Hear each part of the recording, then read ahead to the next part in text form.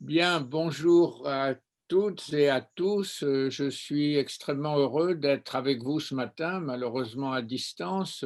Dans la liste des participants euh, de France, d'abord, j'ai trouvé beaucoup d'amis et de connaissances, et naturellement la présence de tout l'espace de la francophonie avec la place de l'astronomie et des collègues d'Afrique en particulier me touche beaucoup. Alors, dans le bref moment que je vais prendre, je vais évoquer la figure de Jean-Claude Péquer. Cela peut paraître un peu surprenant pour ce colloque, mais je vais essayer de tirer de cette grande figure que beaucoup d'entre vous ont connue personnellement, que d'autres ont lu, quelques conclusions sur l'intérêt de ce qui est fait pendant ces 3 jours et surtout de ce que vous préparez ensemble. J'ai appelé cela passion de découvrir, passion de comprendre. Et ces traits que vous partagez avec Jean-Claude Péquer certainement et qui nous ont tous inspirés, je vais essayer de les dessiner à travers une évocation de sa vie, puisqu'il nous a quittés au début de cette année qui vient de se terminer, 2020. Élève de l'école normale supérieure, réfugié pendant la guerre à Grenoble après l'arrestation de ses parents à Paris, famille juive qui a disparu à Auschwitz, entré au CNRS juste après la guerre avec son agrégation et le début de son amitié avec un autre grand astrophysicien français, Évry Schatzmann, avec lequel il est resté en lien étroit toute sa vie, puis recruté au CNRS à l'Institut d'astrophysique de Paris et rapidement devenant astronome à l'Observatoire de Paris, où je l'ai connu à la fin des années 50, puisque je préparais alors moi-même mon diplôme d'études supérieures, puis l'agrégation de physique. Rapidement, il quitte l'Observatoire de Paris pour prendre la direction de l'Observatoire de Nice et d'ailleurs plus tard la direction de l'Institut d'astrophysique de Paris. Il entre à l'Académie des sciences, il devient ensuite professeur au Collège de France. Il aura été marqué pendant cette décennie, j'y reviendrai, par son rôle fondamental à l'Union astronomique internationale, dont il sera secrétaire général, et parmi ses multiples activités, la présidence de la Commission française pour l'UNESCO dans le domaine des sciences exactes et naturelles. Vous voyez un parcours, mais derrière ce visage souriant figure un spectre de la lumière visible, car Jean-Claude Péquer s'est passionné pour les raies spectrales. Alors, je vais d'abord évoquer brièvement sa passion pour la science avec des dessins qui sont de lui, qui sont dans un article dont je vous donne ici la référence et qui montrent le lien sur lequel je reviendrai, euh, mais qui est déjà très explicite dans la citation que j'ai faite de lui ici. Hein, dirais-je que le soleil fut mon seul amour? Ce n'est pas vrai. Ou proclamerais-je que l'astronomie ne fut qu'une préoccupation mineure? Bien sûr que non. J'étais jeune, avide d'agir, de calculer, d'observer. Peut-être est-ce le sentiment esthétique qui fit de moi un astrophysicien.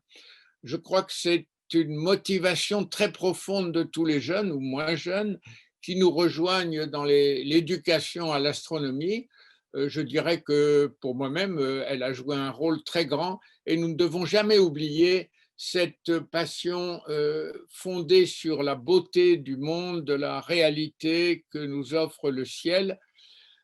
Si j'ai illustré ici sa passion pour le soleil avec ses propres dessins, j'ai voulu aussi marquer par la présence du quintet de Stéphane son autre volet d'intérêt pour l'astrophysique qui fut pour la cosmologie. Il a été pendant très longtemps un négateur du Big Bang et de ce qu'on appelle aujourd'hui le modèle standard.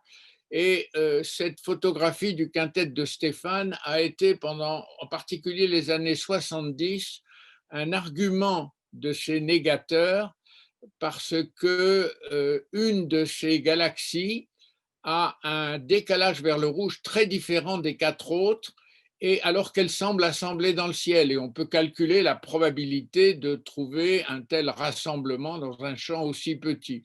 Eh bien, c'est effectivement une coïncidence.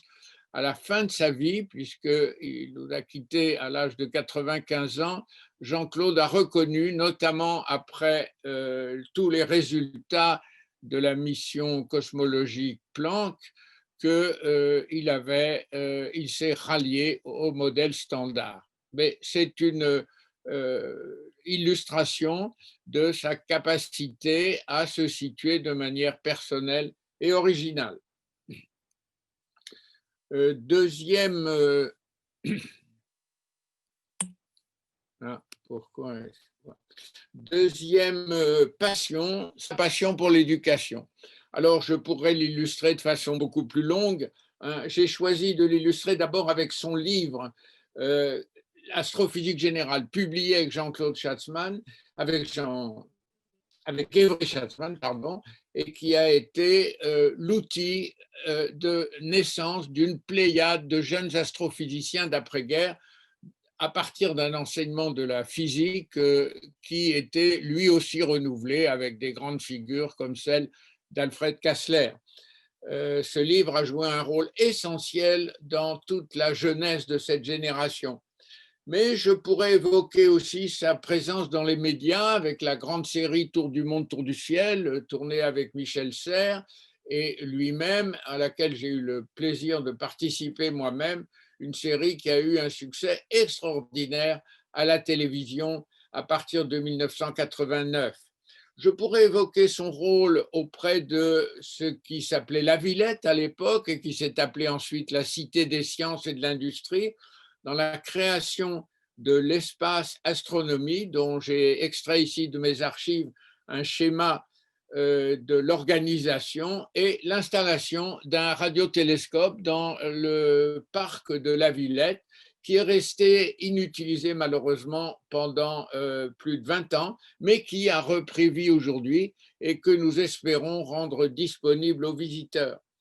J'évoquerai aussi bien sûr ses publications et ce merveilleux petit livre de 1979, Papa, dis-moi l'astronomie. Jean-Claude était extrêmement attentif aux enfants et à leur éveil de la curiosité, ce qui a aussi provoqué beaucoup de rapports entre nous à propos de la main à la pâte. Et puis, naturellement, deux facette essentielle, sa présidence de la Société astronomique de France, dont beaucoup de membres sont aujourd'hui présents parmi nous, et une tâche à laquelle il tenait tout particulièrement, la restauration de l'Observatoire de Juvisy, où Camille Flammarion avait fait ses observations et dont il avait été le fondateur. Restauration acquise aujourd'hui. Et puis, en couronnement, sa carrière au Collège de France et les nombreux étudiants qui ont suivi son cours. Voilà donc le professeur, l'éducateur, le formateur.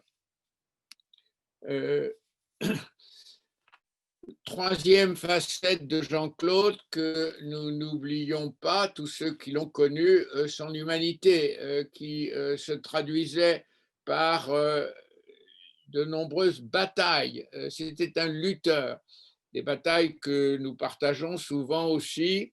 Et j'extrais également de son texte cette confession de lui-même, bataille venant du passé contre le racisme, la xénophobie, les absurdes guerres coloniales. Il s'est beaucoup engagé au temps de la guerre d'Algérie, aux côtés de Laurent Schwartz, une bataille pour les droits humains, une bataille contre les tendances mystiques et irrationnelles de cette fin de siècle, son rôle dans l'union rationaliste contre les prétendument fausses sciences. Il s'est beaucoup battu contre l'astrologie, une bataille permanente pour la rationalité et la lucidité. Je dois dire que dans cette bataille, il condamnait toute forme de spiritualité, alors que lui-même avait une inspiration que je juge comme très profonde. C'était peut-être un des seuls points de divergence entre lui et moi depuis les 65 ans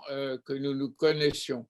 Mais j'ai illustré aussi d'autres facettes de cette humanité, sa passion pour la peinture dans l'île-dieu, sa maison de Pusac-Tazec, dont il rappelait malicieusement que c'était le nom du petit crabe dans le livre de la jungle, de Rudyard Kipling, à la pointe des corbeaux, et puis ce texte qu'il a fini par publier en souvenir de ses parents, pour le 50e anniversaire de leur déportation, un texte magnifique, Lamento, qui est accessible et dont je voudrais suggérer la lecture. Alors, là, l'héritage pour l'éducation de Jean-Claude Pecker, eh bien, je vais le commenter brièvement. Il est marqué d'abord par sa passion pour la beauté. On dit beaucoup aujourd'hui qu'il faut faire de la science parce qu'elle apprend l'esprit critique, parce qu'elle forme les citoyens, parce qu'elle représente l'avenir technologique de l'humanité dans la lutte contre le changement climatique ou pour le maintien de la biodiversité. Tout ça est vrai, naturellement. Mais on n'a jamais vu un enfant, un adolescent devenir scientifique parce qu'il adorait l'esprit critique. Il l'est devenu parce que sa passion s'enracinait dans une expérience fondatrice de curiosité, d'admiration, d'interrogation pour le monde qui l'entoure. Et le ciel, nous le savons bien, fait partie de cette expérience fondamentale, peut-être la première et la plus intense. C'est une leçon, je crois, qu'il est important de méditer aujourd'hui, alors que nous entendons, à juste titre, je le répète, y compris dans les programmes, dans l'éducation nationale, dans les instructions qui sont données aux professeurs, parler de ces différents rôles de la science, mais trop souvent en oubliant ce moteur fondamental de l'intérêt des jeunes pour elles, à savoir la passion, la curiosité et la beauté. Jean-Claude Pecker mettait en avant, une fois cette motivation émergée, la nécessité absolue de l'observation. J'ai parlé de la Société astronomique de France, j'ai parlé de la Cité des sciences et de l'industrie à la Villette, qui s'appelle Universcience aujourd'hui. La nécessité de l'observation, bien que absolument non observateur lui-même, il soutenait toujours tous ceux de ses élèves, Jean Fus, Roger Bonnet en fut aussi, et bien d'autres, hein, dans leur souci de construire des dispositifs d'observation, des grandes missions spatiales, le programme scientifique de l'Agence spatiale européenne, la construction du Very Large Telescope au Chili, pour se doter d'outils d'observation et naturellement en physique solaire, le télescope Thémis aux Canaries. Et puis, son enracinement dans la physique, dans l'interprétation quantitative, théorique des phénomènes observés. Est-il utile de rappeler qu'après la Seconde Guerre mondiale, la situation de la physique dans l'astronomie française était fâcheuse, pour ne pas dire désastreuse. Ce fut tout le rôle de Avery Schatzman et d'autres de redonner à la physique son lien avec l'astronomie qu'elle avait assez largement perdu, sauf quelques exceptions, dans la période d'entre-deux-guerres. Nous ne devons, je crois, jamais oublier cela, même auprès de jeunes, même auprès d'amateurs, pour faire un lien entre les lois générales de la physique et puis ce que nous proposons à l'observation.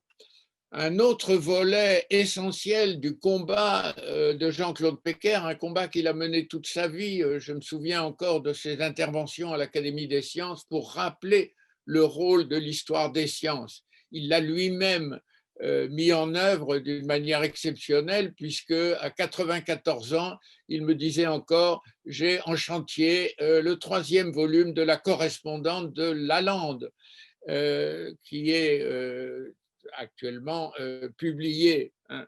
Il pensait, et je partage très profondément ce point de vue, que notre pédagogie de l'astronomie doit s'enraciner dans cette longue histoire qui remonte à Babylone, hein, de l'histoire de l'astronomie, puis de l'histoire de la mécanique céleste, puis de l'histoire de la spectroscopie et de l'astrophysique, puis de l'histoire de la cosmologie et des mesures du fond cosmologique. Cette histoire des sciences, elle est trop souvent ignorée, en particulier par les professeurs de physique ou de mathématiques qui interviennent dans les lycées, dans les collèges. Et c'est une des responsabilités, je crois, de la communauté scientifique et de tous les acteurs d'interface que nous sommes ici, que ce colloque rassemble, de faire le lien entre l'histoire des sciences et les connaissances scientifiques d'aujourd'hui.